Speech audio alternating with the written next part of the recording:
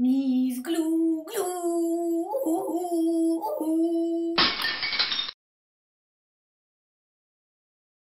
Probablement la plus grosse émotion physique, je vais dire l'émotion physique, c'est quand j'ai bu un Montrachet 1864 de chez Bouchard.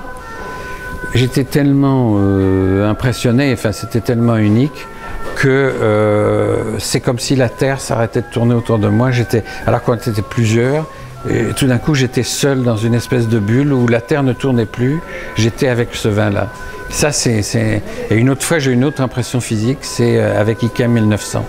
Je l'ai bu au château d'Yquem et j'ai dit à Alexandre de Versailles, vous savez Alexandre, j'ai des frissons dans le dos. Alors il m'a regardé en souriant, mais j'avais physiquement des frissons dans le dos en buvant Yquem 1900. En fait, vous êtes un grand sensible. Ah bah, je suis assez sensible. Ça, pour moi, le vin, c'est de l'émotion, c'est que de l'émotion.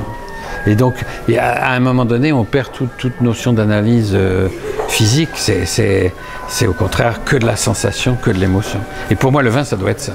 Est-ce que justement, vous n'êtes pas amoureux des vins vieux parce que justement, il se passe d'analyse organoleptique? C'est sans doute vrai, mais c'est aussi, enfin, la véritable raison, c'est quand même parce qu'il y a une complexité qui est inégalable par aucun vin moderne. La complexité va croissante avec l'âge. Alors moi j'adore, j'ai chiné pendant des années et des années et je suis tellement surpris de voir la longévité de certains vins. J'ai un vin mythique, c'est Nuits-Caille 1915 de chez Morin. Chaque fois j'en ai acheté 14, chaque fois que je l'ai servi, il me doit m'en rester une je crois, chaque fois que je l'ai servi c'était bluffant et donc j'ai convaincu des tas de gens sur l'énorme potentiel des vins anciens.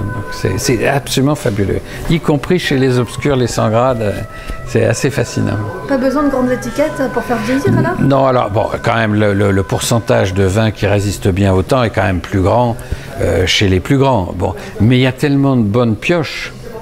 J'ai besoin des deux, c'est-à-dire j'ai besoin à la fois de me raccrocher à des grandes icônes, mais aussi d'avoir ces vins que j'explore et qui sont chaque fois, rien n'est plus excitant quand un vin dont personne n'attend rien, tout d'un coup c'est waouh.